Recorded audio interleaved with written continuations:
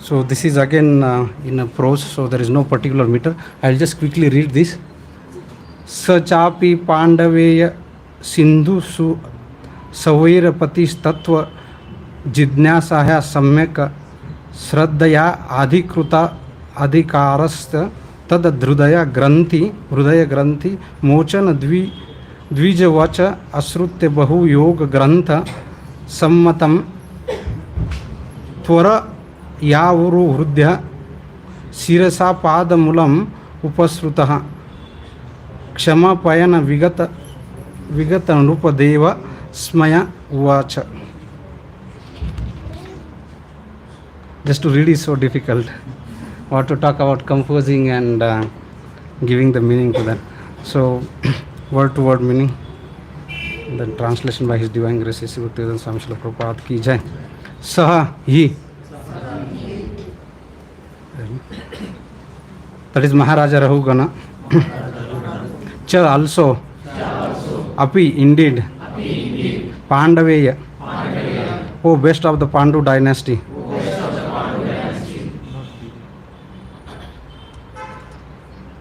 Maharaj Parikshit.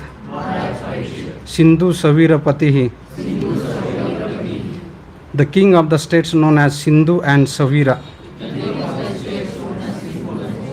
Tattva Jidnyasam. In the matter of inquiring absolute truth. Samyak Sraddhaya. By faith consisting of complete control of the senses and mind.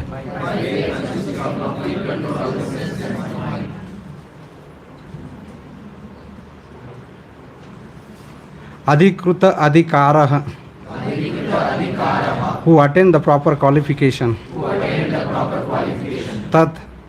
That. Hridaya Granthi. The knot of the false conception within the heart. Mochanam. Which eradicates. Dvija Vachaha. The words of the Brahmana. Jada Bharat. Asrutya. Hearing. Bahu Yoga Grantha Sammatam. Approved by all yogic process and their scriptures. Tvaraya. Very hastily. Avaruhya. Getting down from the palanquin. Shirasaha. By his head. Padamulam. At the lotus feet. Upasrutaha. Falling down flat to offer obeisances. Falling down flat to offer obeisances. Kshama Payan. Obtaining pardon for his offense. Vigata Nrupa Deva Smaya. Giving up the false pride of being the king. And therefore being worshipable. Uvacha. Said.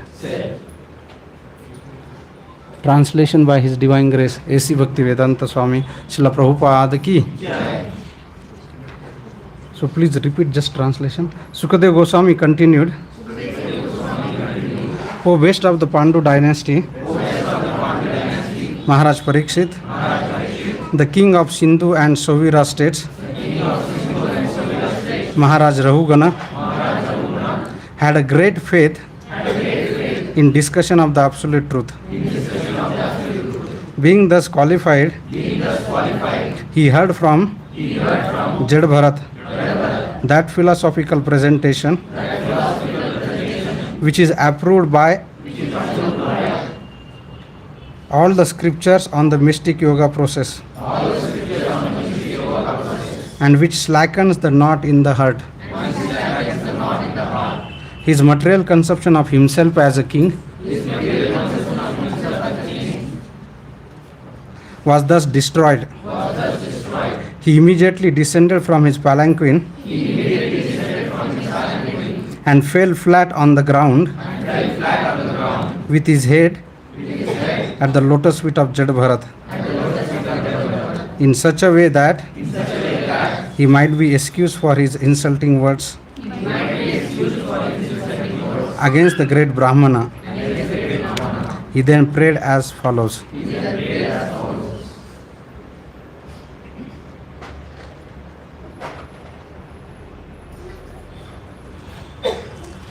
Purport by His Divine Grace, A.C. Bhaktivedanta Swami Srila Prabhupada ki Jai. In Bhagavad Gita 4.2, Lord Krishna says, Evam parampara praptam imam rajarshya vidu sakalena mahata yogo nasta parantapa.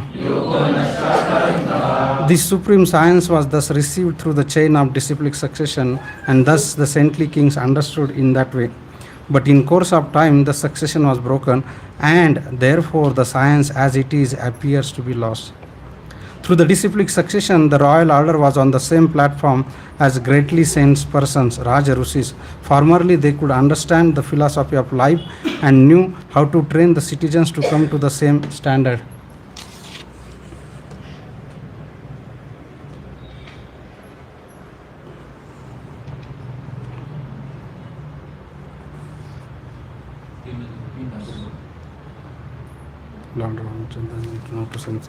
In other words, they knew how to deliver the citizens from the entanglement of birth and death. When Maharaj Dasrath ruled Ayodhya, the great sage Vishwamitra once came to him to take away Lord Ramchandra and Lakshman to the forest to kill a demon. When the saintly person Vishwamitra came to the court of Maharaj Dasrath, the king, in order to receive the saintly person, asked him, Ahishtam yat tat punar janma jaya. He asked the sage whether everything was going on well in his endeavor to conquer the repetition of birth and death. The whole process of Vedic civilization is based on this point. We must know how to conquer the repetition of birth and death. Maharaj Rahugana also knew the purpose of life. Therefore, when Jad Bharat put the philosophy of the life before him, he immediately appreciated it. This is the foundation of Vedic society. Learned scholar, Brahmanas, saintly persons and sages who were fully aware of the Vedic purpose advised the royal order how to benefit the general masses, and by their cooperation the general masses were benefited. Therefore, everything was successful. Maharaj Rahugana attained his perfection of understanding the value of human life, and therefore he regretted his insulting words to Jad Bharat, and he immediately descended from his palanquin and fell down at the lotus feet of Jad Bharat. In order to be excused and to hear from him further about the values of life known as Brahma Jidnyasa, inquiries into the absolute truth. At the present moment, high government officials are ignorant of the values of life, and when the saintly person endeavor to broadcast the Vedic knowledge, the so-called executives do not offer their respectful obeisances, but try to obstruct the spiritual propaganda. Thus, one can say that formerly kingly government was like a heaven, and the present government is like a hell.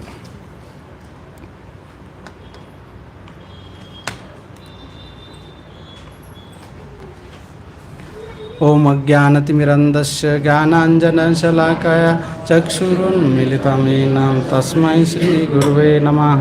श्रीचैतन्यमनोभीष्टं स्थापितं येन भूतले स्वयं रूप कदा मह्यं ददाति स्वपदान्तिकं। वन्देऽहं श्रीगुरु श्रीयुतपदकमलं श्रीगुरून् वैष्णवांचं श्रीरूपं साग्रजातं सहगण रघुनाथान्वितं तं सजीवं साद्वैतं सावधूतं परिजनसहितं कृष्णचैतन्यदेवं श्रीराधा कृष्णपादां सहगण ललिता श्रीविशाखान्वितां च। हे कृष्ण करुणा सिन्धु दीनबन्धु जगत्पते गोपेश गोपिकान्त राधाकान्त नमस्तुते। तप्त काञ्चन गौरांगी राधे वृन्दावनेश्वरी वृषभानुसुते देवी प्रणमामि हरिप्रिये। वञ्चाकल्पतरुभ्यश्च कृपा सिन्धुभ्येव च पतितानां पावनेभ्यो वैष्णवेभ्यो नमो नमः।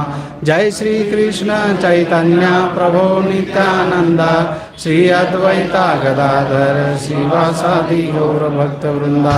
हरे Krishna Krishna Krishna Hare Hare Hare Ram Ram Ram Hare Hare. Kunkarati Vanchanam Pangam Vangayate Giri Yat Kripatamaham Vande Sri Guru.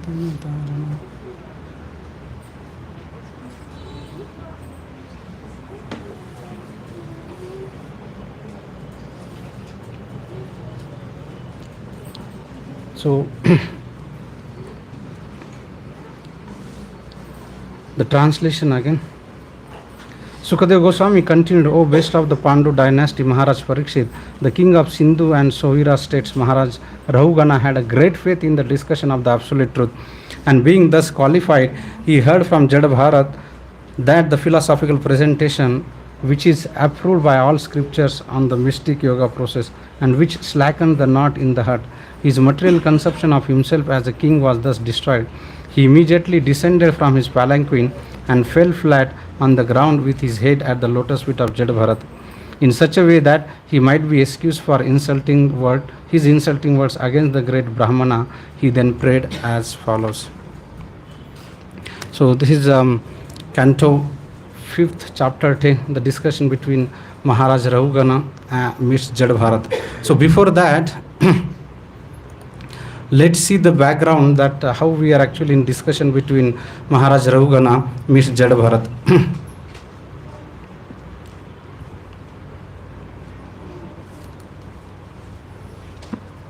So, before the 5th canto comes the canto 4.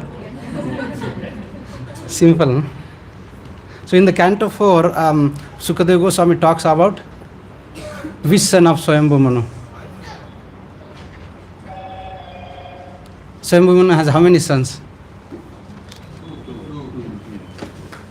So he talks about Uttanapan.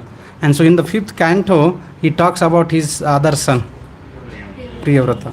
So if you see here, the 5th canto, so Priyavrata, the son of Swayambhu Manu, though he was in the renounce order, but he entered the household life in the request of Lord Brahma.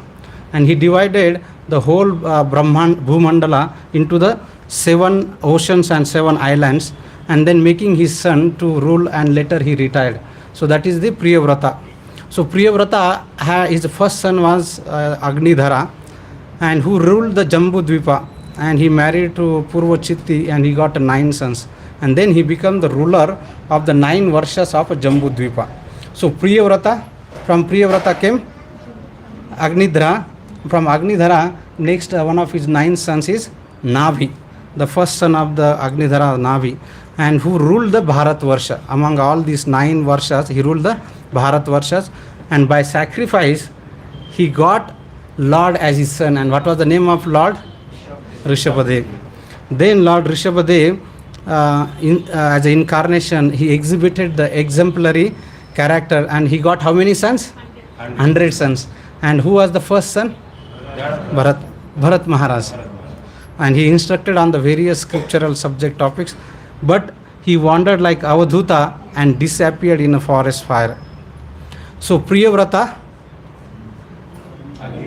Agnidhara, Navi, Rishabhadev, and Rishabhadev to Bharat Maharaj. So this is the first few chapters of the 5th canto.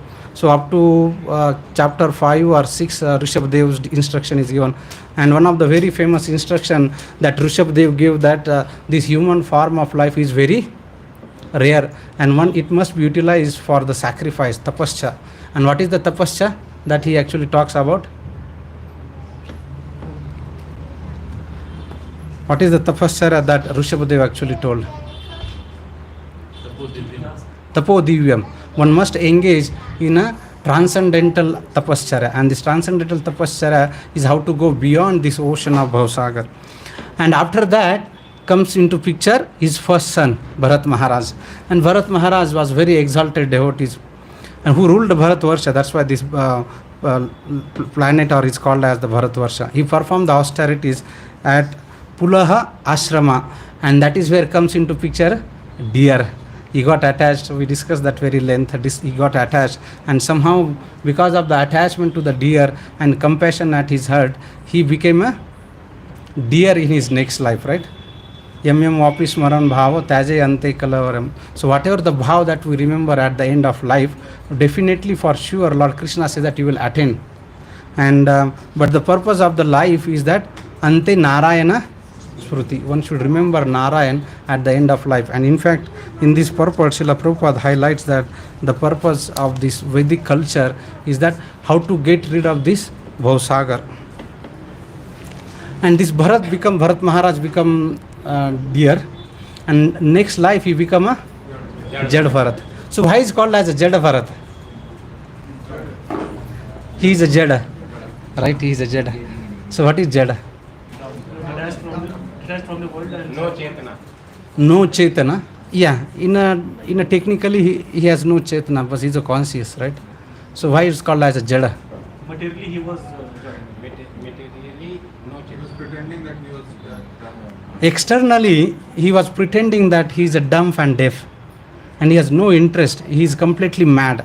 But internally, his focus was on Supreme Personality of Godhead. His heart is actually only at the lotus feet of Lord Sri Krishna. So this is what is called as a Jada Bharat, and we know that how his father actually gave trouble him, all his brothers and everybody actually, because they thought that he's a mad person, and there is no point having such a mad person. So they actually relieved from him his home, and he was actually wandering in the forest. And again, then he come in contact with the dacoits, and all these dacoits wanted to give him as a sacrifice to Kali. And then how did he get saved from that sacrifice? Who saved him? Goddess Kali. So this shows that Krishna and Krishna's devotees are always protected. When we serve Krishna, the first thing comes is that the protection. And then not only that the goddess Kali protected Jada Bharat, she actually killed all these dacoits, right? She killed all these dacoits. And then Jada Bharat, after that, still he was not talking to anyone. He was completely absorbed internally on the lotus feet of Lord Sri Krishna. And as he was walking, at the same time, the pati of Sindhu and Sovira. Now this Sindhu and Sovira pati, we can assume Sindhu. Where is the Sindhu region? Punjab, Pakistan. Punjab, and today's the great country called as Pakistan. So in that region he was there. We can safely assume, right? Sindhu and Sovira region where he was there, and he was going to Kapila Ashram. So we can understand that the kings were actually saintly personalities, Raja Rishis. Prabhupada writes in the Prabhupada, earlier the kings were not just a Raja, but they were Raja Rishis. So he was going to the Kapila Ashram, and at the same time when he was going there, all these people, king were never walking on the road, and they did not have the cars or something like that. They had a palanquin, and the palanquin was carried by the people there. There was servant there. So somehow or the other, the servant who were carrying the palanquin, they saw there is a very young, strong and the stout person called as Jada Bharat, and they said, okay, please come and join us so that we can actually take this Jada Bharat, take this king. And what was the name of that king that he was going from Sindhu and Sovira to Kapila Ashram? Rahugana. So that is where this Jada Bharat comes into contact with the king Rahugana. And though Jada Bharat was not interested in this activity, that was not his competency, that was not his skills and area. His skills and area was in a transcendental topics. But somehow or the other, he was forced in that.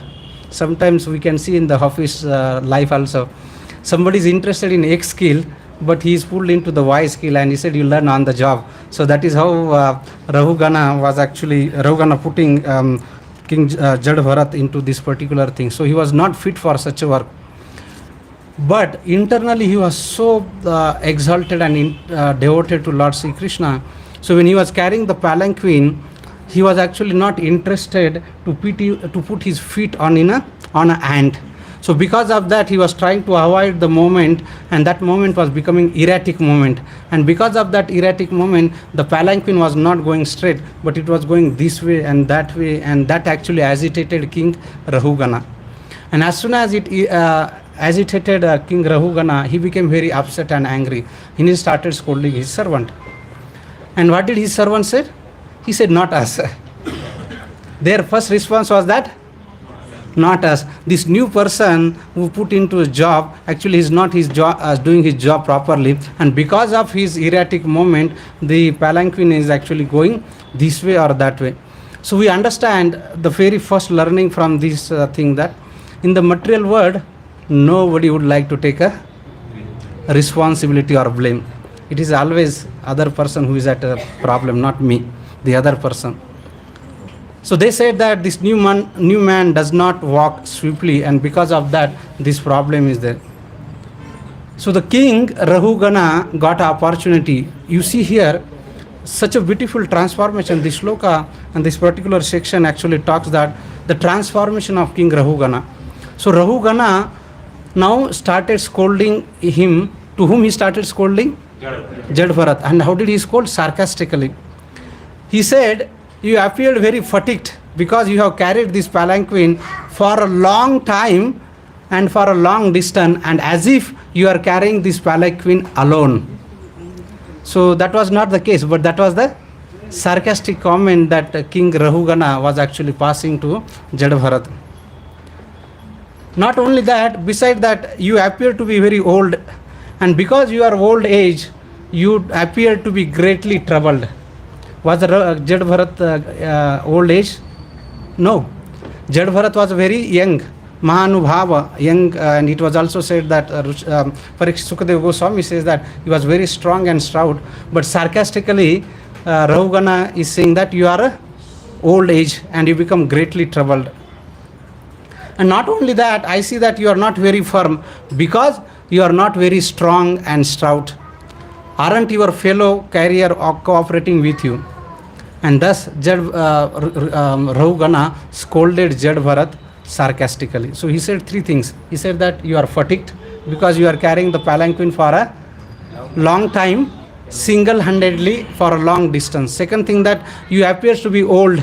Since you are old, you appear to be greatly disturbed. And third thing is that you are not very strong and stout, because looks like that all your fellow passengers are not cooperating with you.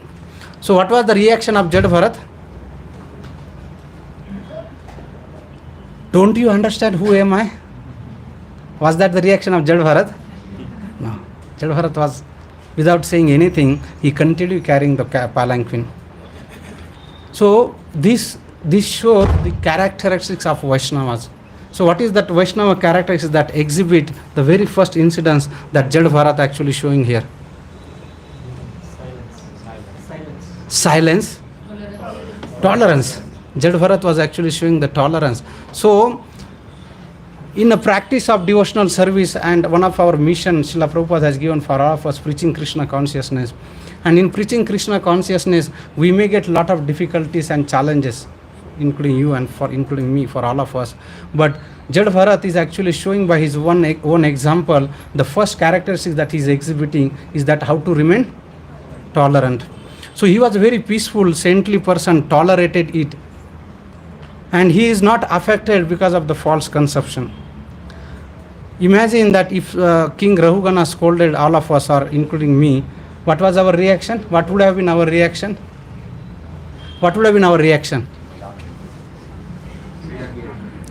You would have responded at least, or reacted. We would have responded, reacted angrily, shouted back him.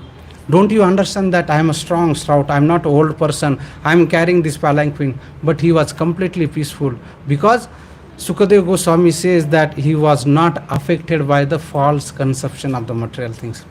And once we are affected by the false conception, then I, me, mine, and then you are not able to tolerate anything, any insults that comes on our way. But Jadbharat was beyond all this false conception of the material life.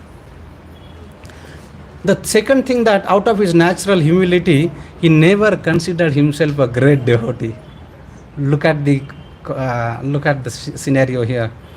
Though he was a very exalted devotee, but he was out of his natural humility, he never considered himself as a great devotee. Contradictory to that, our situation. What do we think?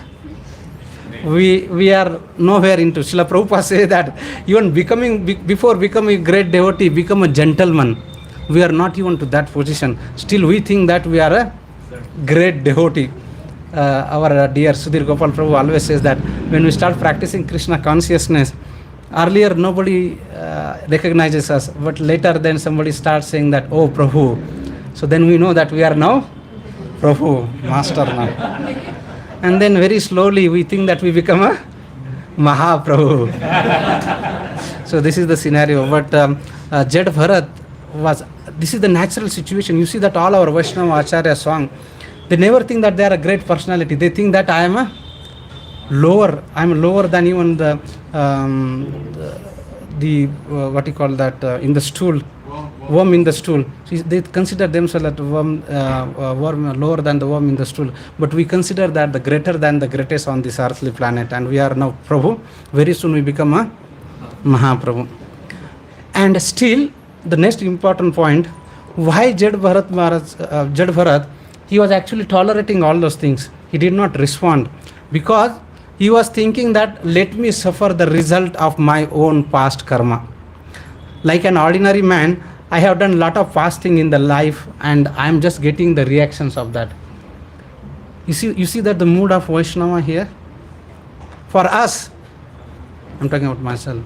In something goes wrong, actually, I'm suffering not because of me, because of this Prabhu or because of that. It's because of the traffic, because of the Bangalore things, because of this and that.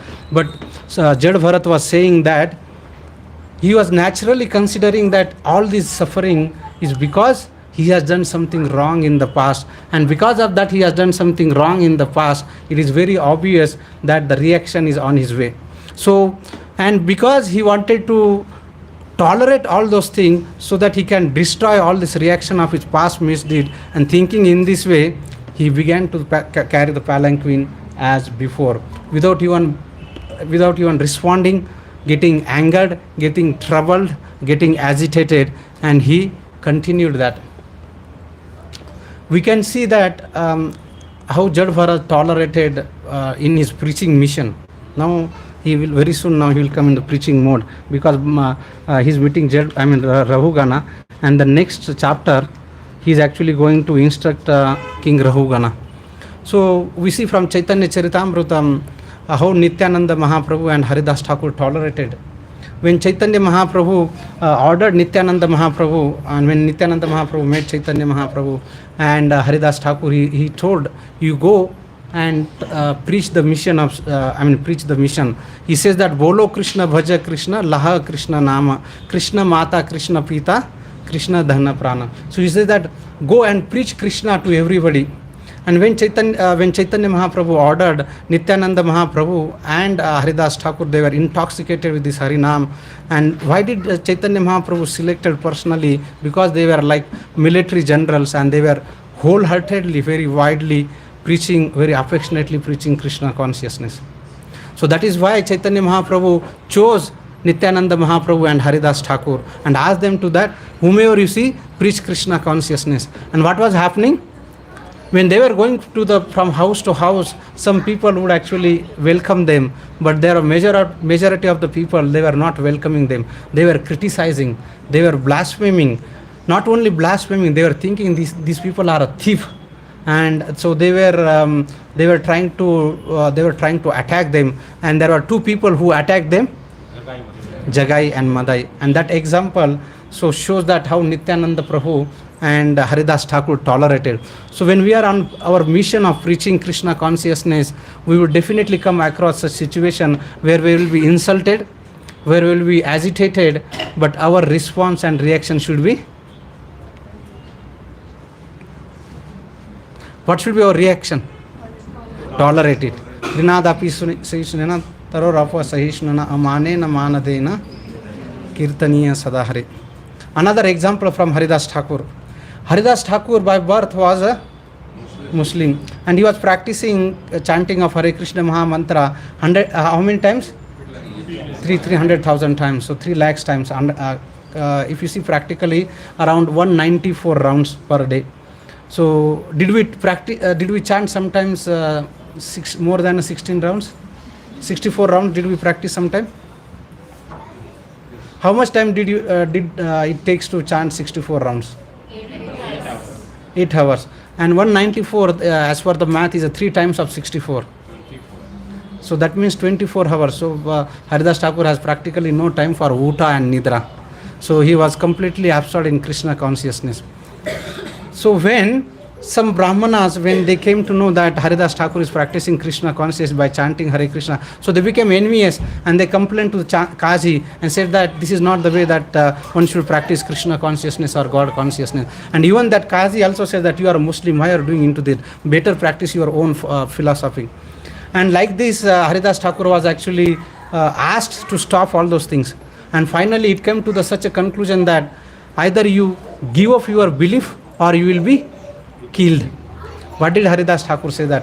Haridas Thakur said that even if this body would be shattered into the pieces, I would not stop chanting Hare Krishna Mahamantra, because he had such a taste, such a strong faith in Krishna consciousness and chanting Hare Krishna Mahamantra. Imagine we are in that scenario where we are asked that you stop Krishna consciousness, if you don't stop you will be killed.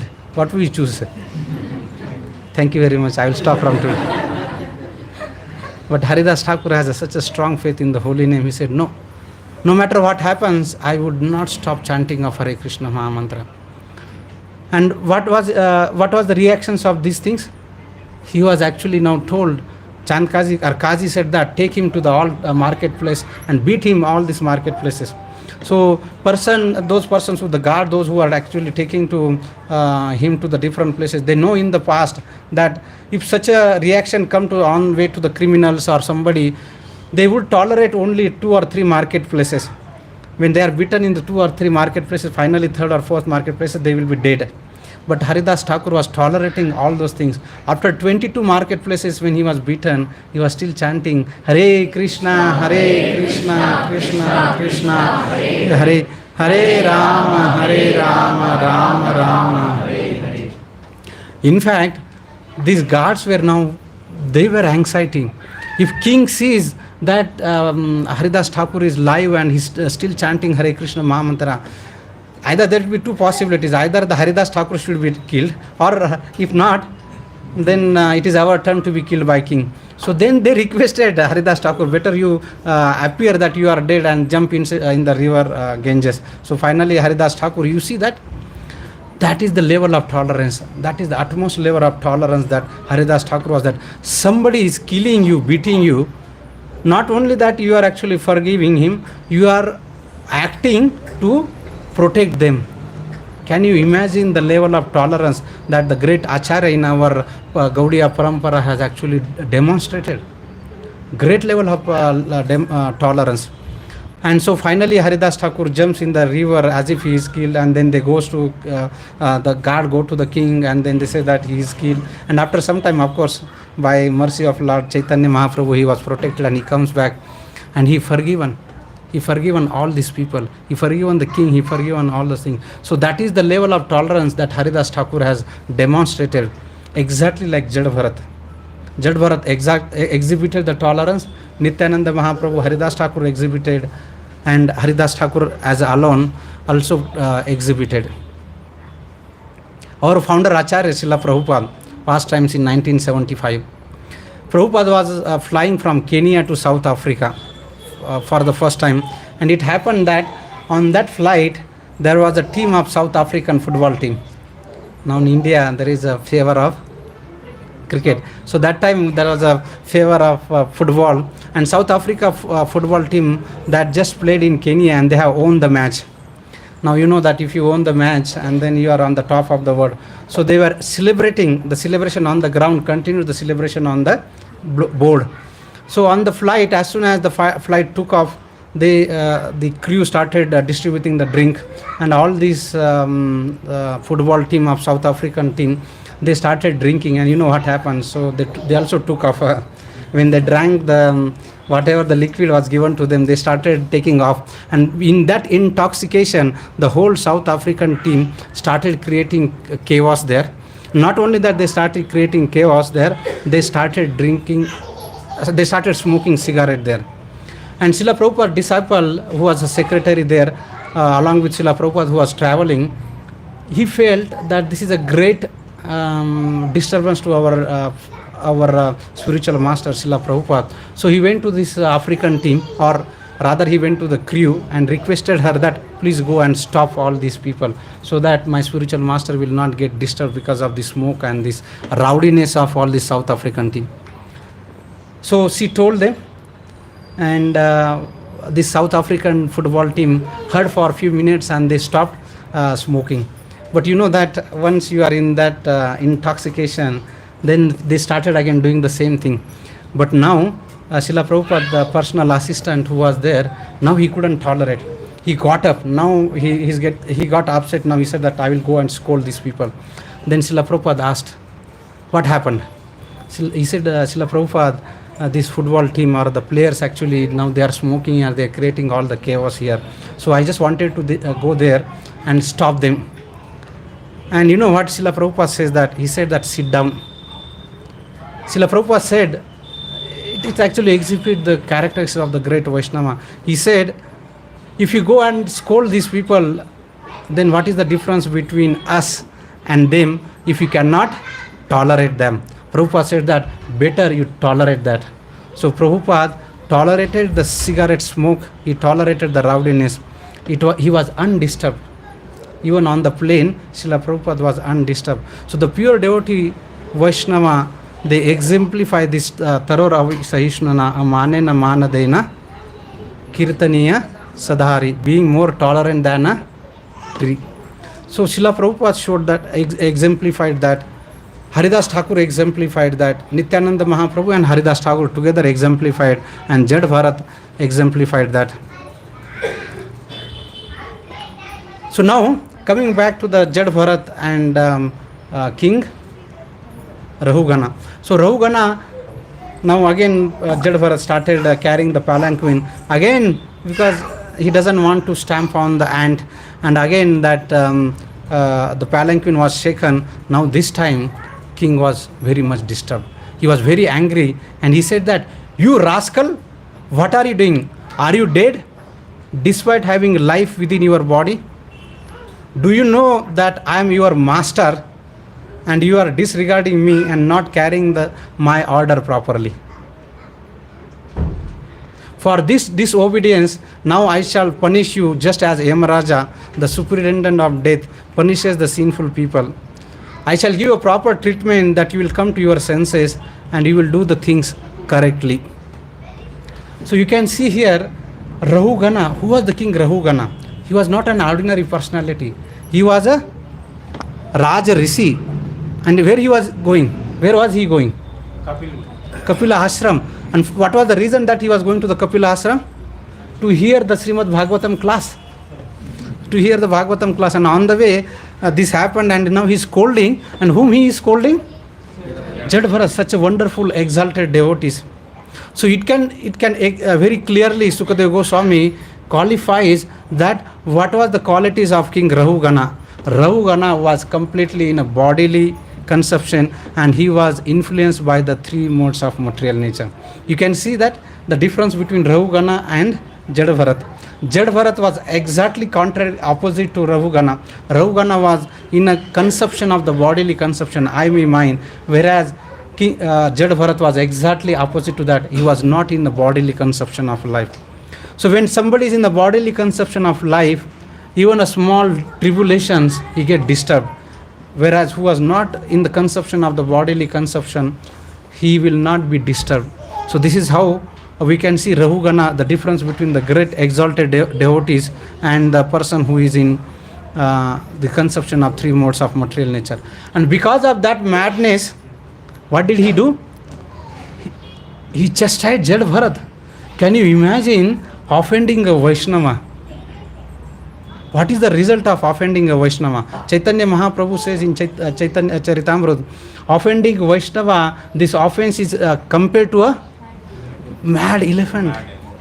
Whatever the creeper of that bhakti is in our heart will actually trampled by this mad elephant, and whatever that because of the pure, because of the bhakti of, because of the mercy of Lord Krishna and the spiritual master, this bhakti is actually arising in our heart. But because of the offense to Vaishnava, within a moment this bhakti will actually get trampled because of this offense of offending Vaishnava. So that's why Srila Prabhupada said that we must be very careful when we are actually dealing with Vaishnavas, not to offend. To practice Krishna consciousness and to overcome this anarthas is very difficult. But if you want to spoil our bhakti, it's really one thing, simple thing that one should do. What is that? Offending Vaishnava. Very simple. Just offend Vaishnava and then that's all. Things will automatically take place. So here Rahugana was chastising Jad Bharat, which was uncalled for and contradictory to words. Although considering himself very learned, who is considering himself very learned? He did not know the position of the advanced devotee like a Jad Bharat. So sometimes we may think that I am a very exalted devotee and we don't even realize the person opposite to us, maybe exalted devotees, and we think that, oh, he's a junior person, now I am a Prabhu and very soon I become Mahaprabhu and he's a junior, I can scold him, I can give instruction. But here Rahugana is exemplifying that what are the things that we can do as a practitioner. Very, very wonderful things that we should actually be very careful. So this Bhagavatam is telling all these things so that we can learn from this. Srila Prabhupada says that there are different types of learner. The first learner is that even if he hears, even if goes through that, even if he experiences that, still he does not learn it. The other person is that one who learns by his experience, and the higher level of devotee or the Vaishnava is that he just learns by seeing and hearing, just by hearing. So here Bhagavatam is giving all these example that we can actually practice Krishna consciousness, but we have to be careful not to offend Vaishnavas who are very great and exalted in their nature. So what happens when we offend the Vaishnavas? We know that the example from Sachi Mata. Sachi Mata, she had actually offended Advaita Acharya.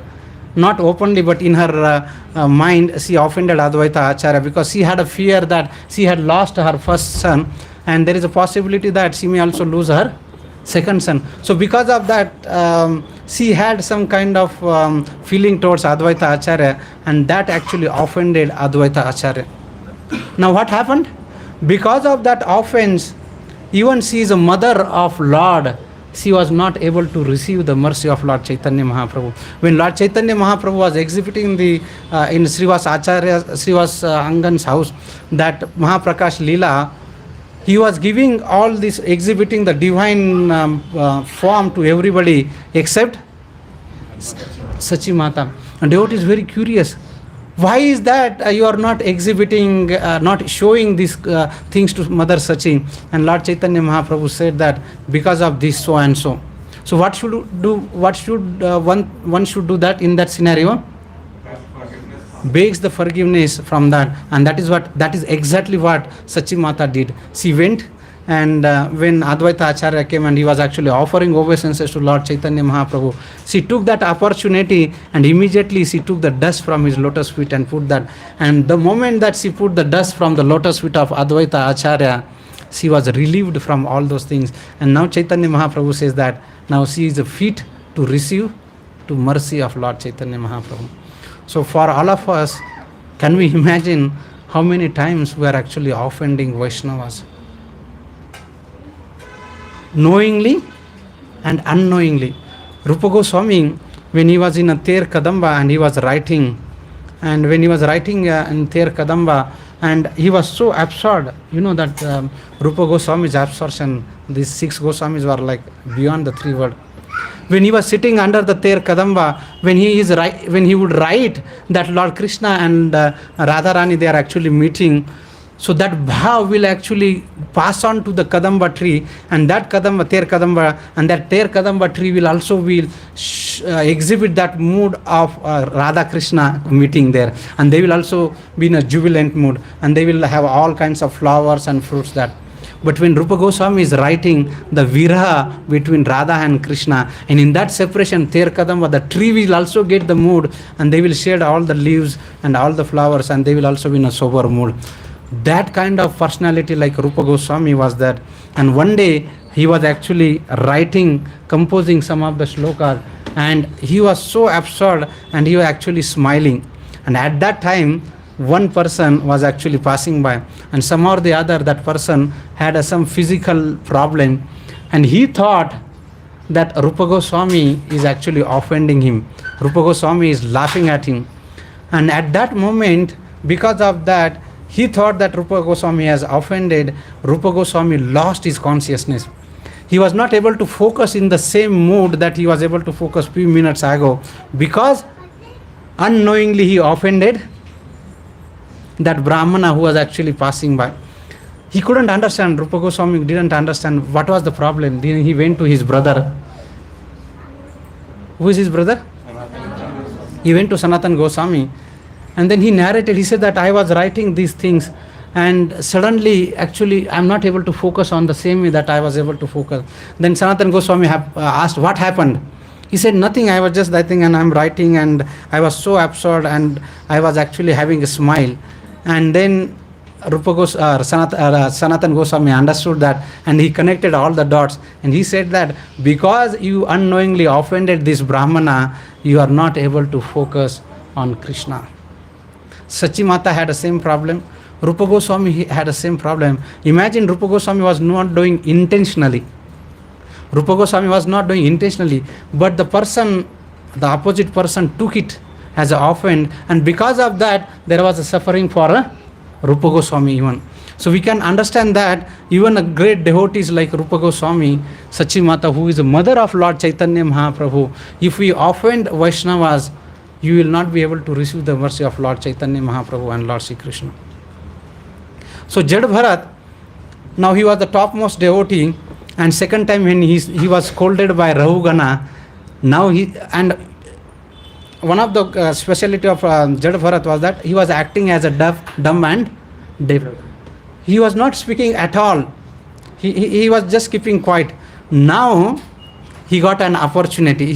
Because he was actually carrying Lord in his heart all the time, and he was very dear friend of all the living beings, and he did not entertain any bodily consumption.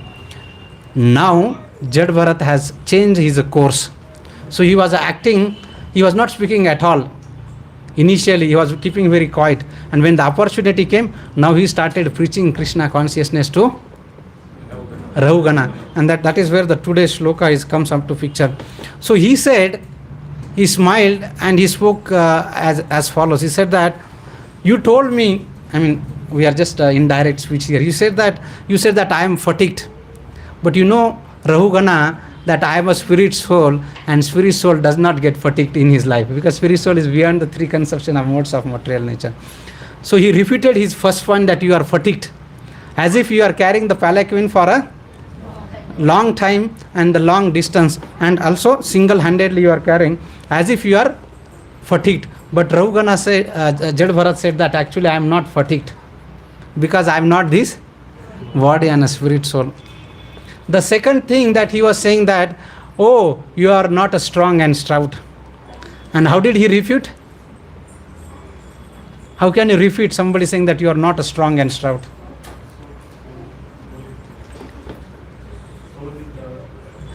Exactly. He said, whatever you are saying, all these designations are to the body. The body may be strong, body may be stout, body may be thin, but I am a spirit soul. I am free from all this misconception. So the second point, what you said, you are strong and stout, you are not a strong and stout. He said that actually does not appeal to me, does not address to me, because I am a spirit soul. And the third thing, he said that you were dead while you are alive. And Jad Bharat said, actually in this material world, everything has beginning and everything has a dead. We never know when somebody is a living and somebody is a dead. So it doesn't matter whether I am living or dead, because in the material life there is a yahi sansparsaja bhoga dukkha yona yevati adi antavanta kaunteya nateshu ramate buddha, Bhagavad Gita 5.22, where Krishna says that there is in material life there is everything has a beginning and everything has a end. Anything you take in this material world, the same thing which appears or gives a satisfaction for some time, the same thing, same object becomes the problem that becomes the cause of our problems. So here Jad Bharat is saying that actually I am not a dead or alive, because in material things there is always beginning and end. The fourth thing, Rahugana said that I am a master and you are my servant. Don't you understand that you are supposed to follow my instruction? Jad Bharat said that These situations are very temporary. Today you are my master and I am your servant. Who knows? Who knows? Tomorrow the situation may differ. I become master and you become servant. And even if you are my master and I am your servant, it doesn't matter at all, because it's all a temporary situation. And the next thing he says that, I think only by punishing you, you will come to your senses and you will do your duty. He say that what will you gain by punishing me? It is like the beating a dead horse. Beating like a dead horse, because punishment doesn't cure the madman like me. I am already mad and you cannot cure me, so your punishment will not work. So slowly and steadily Jad Bharat refuted all his argument, but in a way giving instruction to Rahugana. So now when first time when Rahugana scolded Jad Bharat, what did he do? He tolerated, he kept quiet. And when the second opportunity came, when Rahugana scolded Jad Bharat, what did he do? He preached in Krishna consciousness. So the lesson for all of us, when there are topics related to the material things, what should we do? Tolerate it. Exactly. What we should do? Keep quiet. Not to participate, act like a dumb and deaf. But when it comes to the topics related to Krishna consciousness, we should act like a Jad Bharat and preach Krishna consciousness. So Jad Bharat had absolutely no material identification, and that is where he did not respond Rahugana's reaction. But now the question may come, why did he respond to Rahugana? Because the whole life he was keeping quiet. People were abusing him. People were cursing him. People were giving lot of work him, doing all kind of nonsense thing. But still he was keeping dumb and deaf. But now at this moment, why did Jad Bharat actually choose to respond to Rahugana on the second time?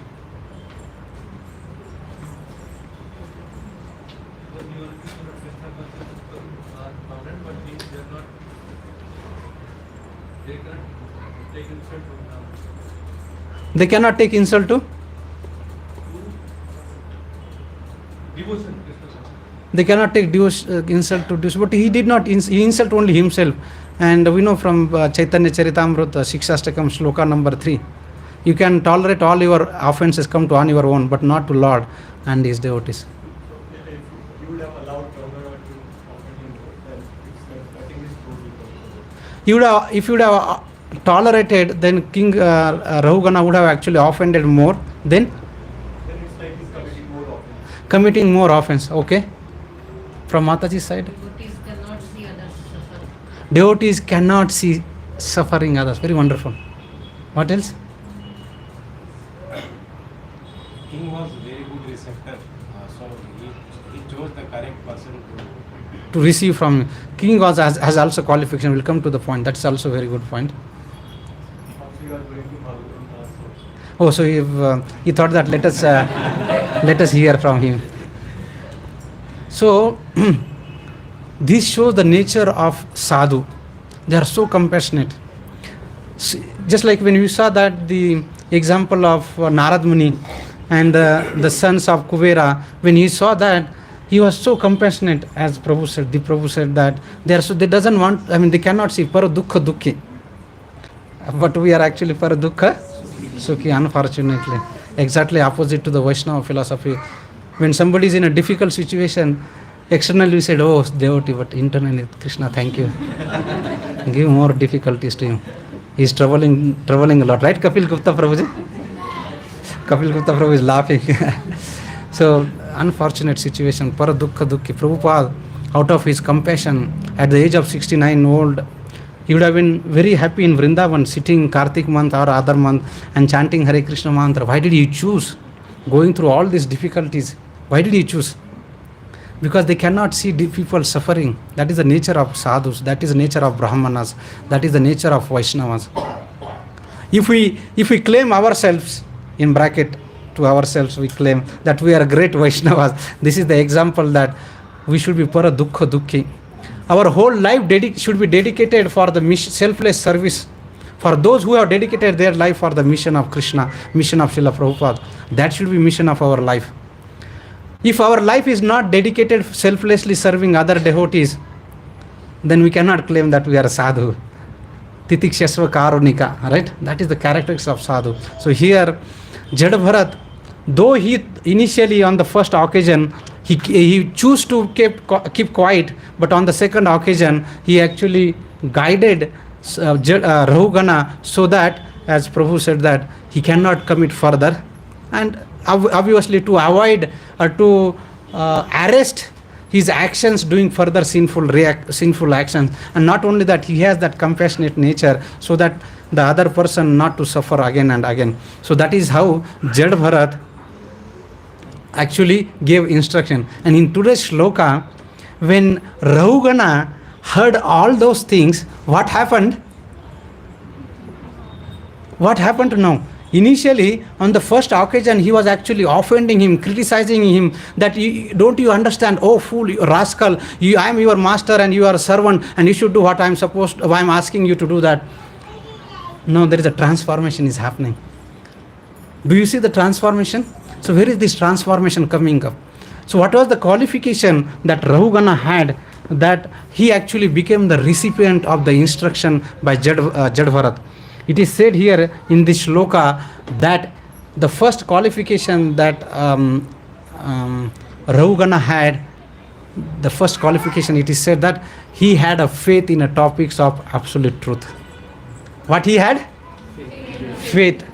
So sometimes we may not be expert in Krishna consciousness, we may not be scriptural or very advanced, but we must have a faith in a absolute truth. And second thing, he was qualified. Because of that, he had a faith. He was qualified himself to hear the philosophy which was approved by all the scriptures. So he had a faith, and because he had a faith, he himself was qualified to receive the transcendental knowledge coming from such an exalted devotee like a Jad Bharat. And now what happened? The result, what happened? The transformation. That is also mentioned in this shloka. You see that? Just Sukadeva Goswami is telling to this shloka to Parikshit Maharaj. Within one shloka, Rahugana actually transformed from an offender to Vaishnava and begging forgiveness from a Vaishnava. The first thing what happened, because of that he had a faith in a transcendental knowledge. He was qualified to hear this transcendental knowledge. The first thing happened is that slacken the knot in the heart. Hrudaya Granthi, that Hrudaya Granthi was actually cut. So for all of us, very, very significant instruction that when we are practicing Krishna consciousness, that our heart is actually still friend. Sukadeva Goswami says that is a still friend, second canto. But when we hear message of Srimad Bhagavatam from a wonderful, exalted devotee, the thing will happen that our heart becomes soft. The heart which is having the knot, that knot will actually get slackened. The second thing what happened to King Rahugana, that because the slackened the knot in the heart, he gave up his pride. What happened the second thing? He gave up his pride. So when the heart actually free from all those things, immediately we are free from pride. And because he is free from pride, now he is not thinking that he is a king himself, rather than he is thinking that he is an ordinary person, and he could understand the exalted position of Jad Bharat. Immediately he fell flat at the feet of Jad Bharat. And the fourth thing that King Rahugana did, that he started begging forgiveness.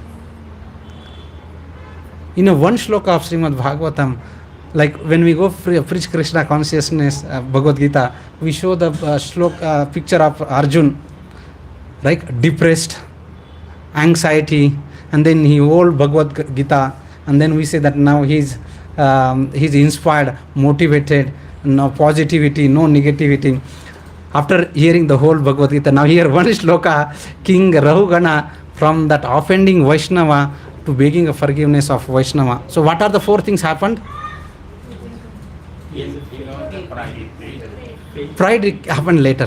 First thing something happened. faith, faith in absolute truth.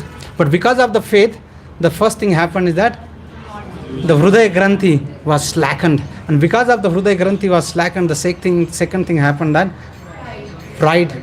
The pride was actually, he gave up his pride. And because he gave up pride, now he is ready. He is not thinking himself king. Now he is offering the full obeisances to him and the begging from the forgiveness from Jadabharat. Now how did this happen? How did this happen? We all are looking for such a transformation in our life, right? How many of us looking for such a transformation within one shloka? Of course, this shloka is not very simple, but there are 3, 4, 5 line answers, big shloka. But even within that one shloka, within a few seconds, Jadabharat gave this instruction. So, what is that actually made this happen? Saintly connection, sadhu sangha. So, there was one devotee, he was actually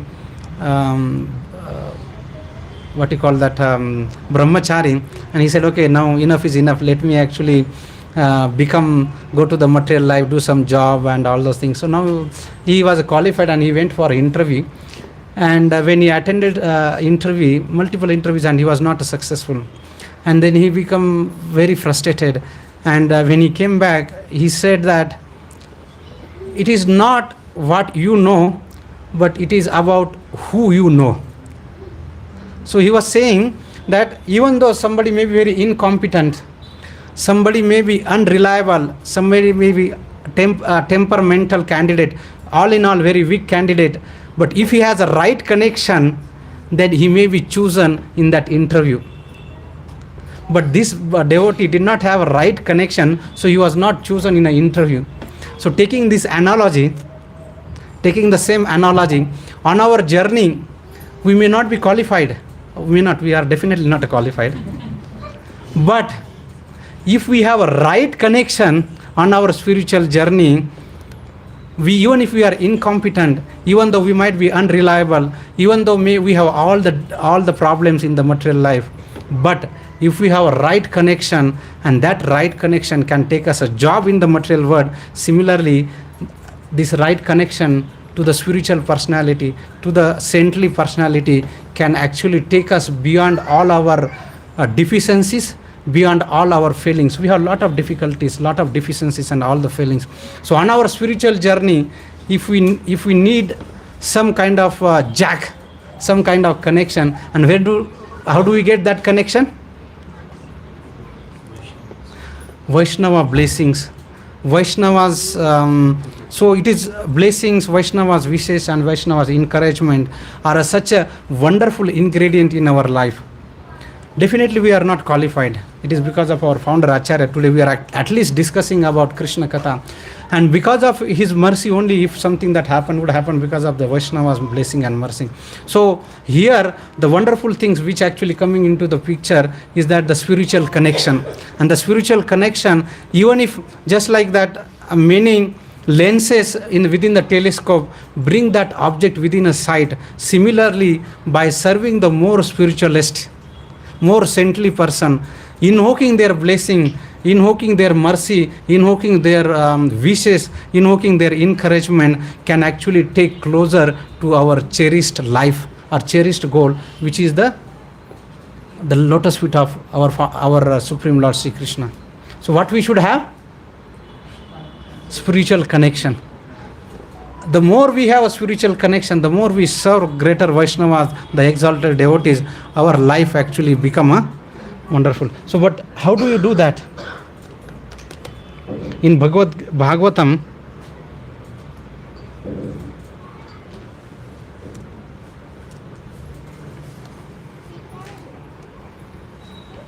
so when we come in association with devotees, what should we do?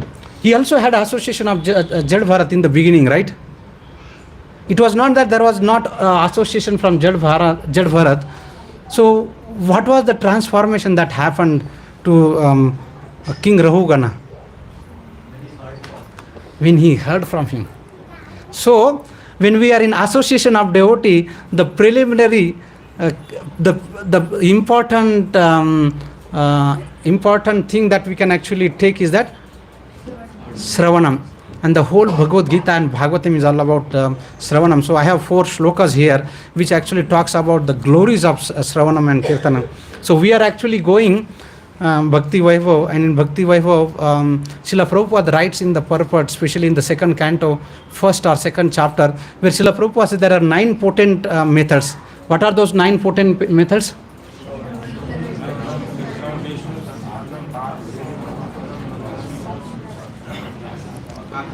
Srila Prabhupada writes in the purport, all these 9 methods are potent. If you take to any one of them, then actually you can cross the ocean of Bhavasagar and you can perfect your life. However, Prabhupada writes in the purport, those who are Bhakti Vaibhava students, we can see Prabhupada writes very clearly. He says that even though each and every method has a potency, but Sravanam has much more importance. Unless and until we hear effectively and more enough, the other methods will not be very effective. So Prabhupada gives lot of emphasis on Sravanam. In fact, this Bhagavad Dharma, just like a train actually, when train moves, it has a 2 rails, right? 2 tracks. So similarly, journey of our Vaishnava, this journey, rail journey has a 2 tracks. And what are those tracks? Sravanam and Kirtanam. So when the sages of Naimisharanya asked, what is the duty of a person who is living, about to live? They asked the 6th question, and one of the question was that, what is the duty? And then the Sutta Goswami is answering, and he said, Tasmada ekena manasa. Tasmada ekena manasa Bhagavan Satvatam Pati Srotavya Kirtitavyascha Deya Pujyascha Nityada. 1.2.14, where Sutta Goswami is telling to the sages of Naimisharanya. Tasmad means therefore. So he is giving conclusion. Tasmad, just in our couple of days ago in our Ekadashi we discussed this shloka. Tasmad ekena manasa Bhagavan Satvata Pati Srotavya Kirtitavyascha Deya Pujyascha Nityada. So 4 things Sutta Goswami is telling that if something that you want to do in this material world, one should do the 4 things. What you should do? Srotavya, that means hearing. Kirtitavyascha, Kirtanam, glorifying. Deya, Dhyana, remembering. And then Pujyascha. But to whom? Bhagavan Satvata Pati. Bhagavan, the Supreme Lord. Satvata means devotees. Pati means the master or the protector. So the person who is the protector of our devotees, Supreme Lord Sri Krishna, we should worship in 4 ways. Srotavya, Kirtitavyascha, Pujyascha, Dheyascha. And how? Ekena manasa. Single pointed focus, not one single, some focus here, some focus here. Like in material world we have one pocket for Krishna, one pocket for us. So but here Sutta Goswami is saying that how? Tasmada ekena manasa Bhagavan Satvata Pati. And when? Only Sunday morning. Nityadaha. When? Nityada. So you can see the translation. Therefore, with the one pointed attention, one should constantly hear about, glorify, remember and worship the Supreme Personality of Godhead, who is the protector of the devotees all the time. Similar shloka. Srunantansa katha Krishna punya sravana kirtana hrudayantosto ye bhadrani vidonoti suhrutsatam. So by hearing Srunantam sa katha Krishna. So when we hear the glories about Krishna, what happened? Hrudayanta, the knots of this Hrudaya will actually get slackened. And this is what happened to Rahugana. Now, this was the Tasmad Eiken Manasa was the conclusion of Sutta Goswami to the sages of Naimisharanya. And in that discussion, he is also talking about the discussion between Parikshit Maharaj and Sukadeva Goswami. Parikshit Maharaj also asked question at the end of 19th chapter of the first canto, which is the end of the first canto. He also asked the same question. What should the person do, especially those who are about to die? What should he hear? What should he chant? And what he should not do? And in the beginning of the second canto, first chapter, when the first time Sukadeva Goswami begins the conversation, and he also come to the same conclusion. Within the 5 shlokas, he also says, Tasmat Bharat Sarvatma Bhagavan Ishwaro Hari Srotavya Kirtitavyascha Smartavya Ichchata abhayam. So what is the translation? One who desires to be free from all miseries must hear about, glorify, and also remember the Media Partner, who is the super soul, the controller, and the savior from all miseries. So if we want to be free from all bhayam, what we should do? Tasmad, therefore, again it is a conclusion. Tasmad Bharata Sarvatma Bhagavan Ishwaro Hari Srotavya Kirtitavya Smartavya Che Ichchata Abhayam. O descendant of king, those who desire free from all those things, what should do? Srotavya Kirtitavya. And the sages of Naimisharanya saying that, oh, when we hear the Krishna Katha, we are not getting tired. Vayam tu vitrupyam uttama shloka vikrame yas srunantam rasadnyanam swadu swadu pade pade. This Krishna Katha is such a nectarian thing that we are never tired of hearing about Krishna Katha. And about whom? Uttama shloka vikrame. Who is Uttama shloka? Uttama shloka is Lord Krishna, who is glorified the wonderful shlokas. That is why it's called as Uttama shloka. So, Vayam tuna vitrupyam, we are never tired of hearing Krishna Katha, because when we develop a relationship with Krishna, we relish the transcendental hearing, swadu swadu. Every step actually we hear, we get that transcendental rasa by hearing that. We never tired. If we are getting tired, that means we are not really relishing. So how to develop the taste for hearing such a wonderful things? Another shloka from Srimad Bhagavatam, very famous shloka. Sushrusha Sraddhadhanascha Vasudeva Katha Ruchi Shan Mahat Sevaya Vipra Punya Tirtha Nishi Vanat. O twice born sages, by serving those devotees who are completely free from all the vices, great service is done. By such a service one gains affinity for hearing the message of Vasudeva. So how can we develop the taste for hearing Vasudeva? Serving wonderful devotees, great devotees, automatically one develop the taste for hearing Krishna Katha. In the previous shloka, the glories of hearing Krishna Katha mentioned, but if we don't have taste, what we should do? Serve. And once we serve, automatically the taste for hearing Krishna Katha comes. There is very wonderful shloka, again in 10th canto, very wonderful shloka. It says that Deva Kshatrani Tirthani, Krishna talks about the 10.86. Darshana Swarshana Archanam Shanai Punanti Kalena Tadappe Arhatam Akshaya. It is said that one can gradually purified by Devaha, by worshipping deities, Kshatrani, by visiting the holy places, Tirthani, by taking a holy bath. But this all become gradually. But if you want instantaneous result, what should we do? Just having a simply glance of our exalted devotees, one can actually get the same result that one can get results by doing the deity worship, visiting Tirthani or Kshatrani and taking a bath in Tirthani. So that will give a gradual result. But if we want instantaneous result, what we should do? Instant result, we should actually get the glance of the exalted devotees. And Srila Prabhupada, once he was in San Diego, and when he reached to the San Diego, that time during the 1970s, when Srila Prabhupada would go from one airport to other airport, and there will be all his disciples, well-wishers and followers would come to welcome, thousands and thousands of people and it is very difficult to get even darshan of Srila Prabhupada. So here the point is that just by having the glance of exalted devotees, our life actually becomes successful. Sadhu Sangha Sarva Shastra Kahe, Lava Matra Sadhu Sangha Sarva Siddhi Hai. Just by association of the pure devotees, how long? Lava Matra. And Lava Matra is nothing but the 1/8 of 1 second. You can imagine that it's a millisecond. So by having association of a pure devotee, just by for a moment, one's life actually one's life actually go beyond these things. So there was one Mataji, so she was also came to receive Srila Prabhupada on the San Diego airport, And in that crowded position, suddenly Srila Prabhupada actually shot her glance on her.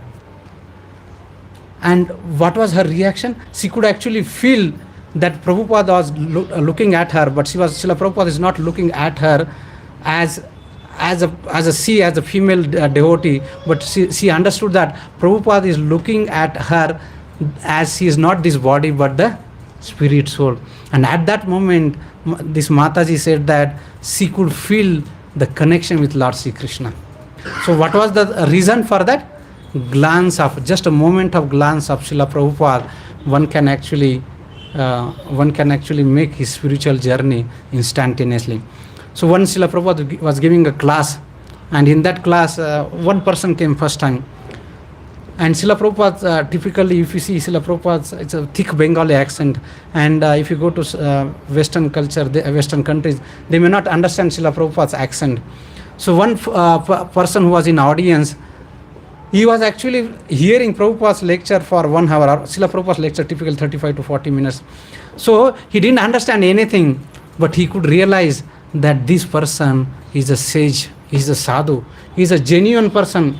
I'm not able to understand even a single word, but I can realize, I can feel that he is a genuine saintly person, and I must dedicate my life for his mission. And immediately, within one class, not even understanding what he was speaking, Srila Prabhupada, by hearing the Srila Prabhupada's lecture, just by hearing the transcendental sound vibration, this person dedicated his life to the mission of Srila Prabhupada. So we can understand that just by the glance of exalted devotees, one's spiritual journey begins. So if we want to srotavya, kirtitavya, what we should do? We should develop a hearing. So how can I develop hearing? Just by worshipping. And if we are fortunate enough, we get the glance of exalted devotees, our life actually become successful. So here Jad Bharat actually showing all those things that one's life becomes successful. And also, if you are offending someone, he's also giving the formula that how we can beg forgiveness. So I think we already passed time. We will end here. If there is only one quick question, otherwise or comment, otherwise we'll end. Yes, bro. Vipra. Because what happened, even if people, those who are Brahmanas, but we are not qualified Brahmanas, or sometimes we mean those who are actually only Brahmana families, today they are not qualified. So by taking initiation, one become a qualified, that's called as Vipra, twice born. So those who are not qualified, they become qualified, Vipra. Okay, anything? Yes, bro. Prabhuji, you mentioned about why Raghunath bestowed mercy on King Raghunath, how he was qualified. So you mentioned that devotees cannot see others suffer. But he was also continuously chastised by various other souls. And suffering he must be seeing with other souls also. But what it took to choose Raghunath? Was he qualified, or did he see something, or how it was? Very good question. So Prabhu is saying that Jad Bharat was actually going through a lot of scolding and suffering from other people. Why didn't he choose to give this blessing and mercy to other people? Rather, you choose Jad Rahugana to give that. So, and that is where in this shloka, Sukadeva Goswami is actually talking about, because devotees are very merciful. They go and, just like Srila Prabhupada went to many people and said, take Krishna consciousness. And as a follower of Srila Prabhupada's disciple doing, and follower of Srila Prabhupada's disciples, we all are going and actually doing that. But the other person, if he is not qualified enough, or he is not ready to receive the blessing and mercy or that transcendental knowledge, that transformation will not happen. So here, and that is why we spend a lot of time here. What was the Rahugana's transformation? How the Rahugana's transformation happened? Because he had a faith in absolute truth. And not only that, because that he had a faith, he became qualified to receive this transcendental message. So that actually makes up, so we should have a elementary faith. And if you see, Rupa Goswami has given the stages of bhakti. So the bhakti begins with the Shraddha. So if we have a Shraddha, That Shraddha is what actually the preliminary things. If there is no Shraddha, even if that Krishna consciousness is given, the other person may not go. But of course, devotees always go and chant Hare Krishna Mahamantra, at least even if they may not be ready, but at least he may hear and create a Agyata Sukruti, and with that Agyata Sukruti, he may be ready for next time for the transcendental message. I think we should end here. Thank you very much. Srila Prabhupada ki jai, Grantara Srimad Bhagavatam ki jai, Ananta Koti Vaishnava Vrinda ki jai, Nitai Gaur Premanande.